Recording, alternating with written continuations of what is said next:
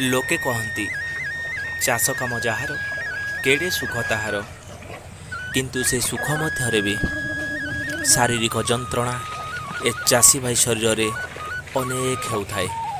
କିନ୍ତୁ ଏସବୁକୁ ସହି ସେ ଯେତେବେଳେ ଚାଷୀ ତା କାର୍ଯ୍ୟରେ କେତେବେଳେ ଅବହେଳା କରି ନାହିଁ, ଖୁସି ମନରେ ଆଗେଇ ଯାଇଥାଏ। ଦେଖନ୍ତୁ,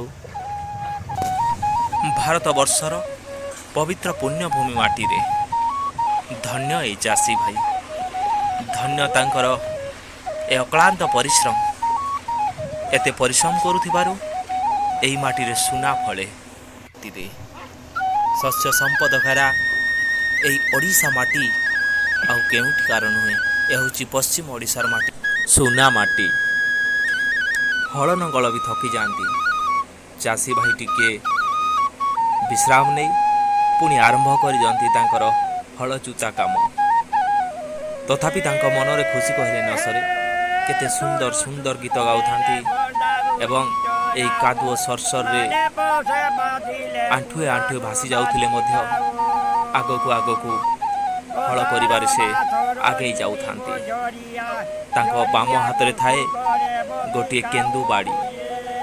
ସେ ବାଡ଼ି ସାହାଯ୍ୟରେ ସେ ଗାଡ଼ି ଚଳାଇଲା ଭଳି ହଳ ବଳଦଙ୍କୁ କେଉଁ ପଟରେ ନେବେ, କ'ଣ କରିବେ ସେ ନିର୍ଦ୍ଧାରଣ କରିଥାନ୍ତି। କେତେ ସୁନ୍ଦର ଏ ପରମ୍ପରା, କେତେ ସୁନ୍ଦର, ସତରେ ବହୁତ ବହୁତ ସୁନ୍ଦର। କୃଷି ପ୍ରଧାନ ଭାରତବର୍ଷରେ ଓଡ଼ିଶା ଅନ୍ୟତମ। ଓଡ଼ିଶାକୁ କୁହାଯାଏ ଶସ୍ୟ ସମ୍ପଦ ଭରି ରହିଥିବା ଭଣ୍ଡାର, ଏବଂ ତା ମଧ୍ୟରେ ପଶ୍ଚିମ ଓଡ଼ିଶା ଯେ ନିଆରା। ଏହି ପଶ୍ଚିମ ଓଡ଼ିଶାର ଦୃଶ୍ୟ ସତରେ ଯେମିତି ମନକୁ ଆନନ୍ଦିତ କରିଦେଇଥାଏ।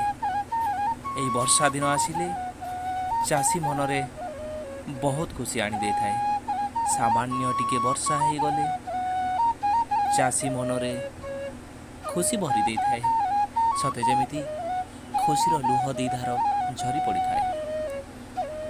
ଆପଣମାନେ ଦେଖିପାରୁଥିବେ କିଭଳି ତତ୍ପରତା ସହିତ ଜଣେ ଚାଷୀ ତାର ବିଲରେ ପହ୍ଲା ରୁଉଛି।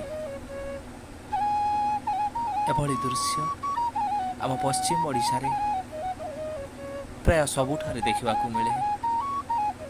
ମୋର ମନେ ହୁଏ ଗତ 2 ବର୍ଷ ଆଗରୁ ଯେଉଁଭଳି ଭାବରେ ଚାଷ କାର୍ଯ୍ୟରେ ଚାଷୀ ଲାଗି ରହିଥିଲେ, ଆଜି ଠିକ୍ ସେଭଳି ସମୟ ପହଞ୍ଚି ଯାଇଛି। ଏହି କରୋନା କଟକଣା ମଧ୍ୟରେ ତଥାପି ଚାଷୀ ଖୁସି ମନରେ ତା କ୍ଷେତ କାମରେ ବ୍ୟସ୍ତ ରହୁଛି। ଧନ୍ୟବାଦ। ଏ ଥିଲା ପଶ୍ଚିମ ଓଡ଼ିଶାର ପହ୍ଲା ରୁଆ।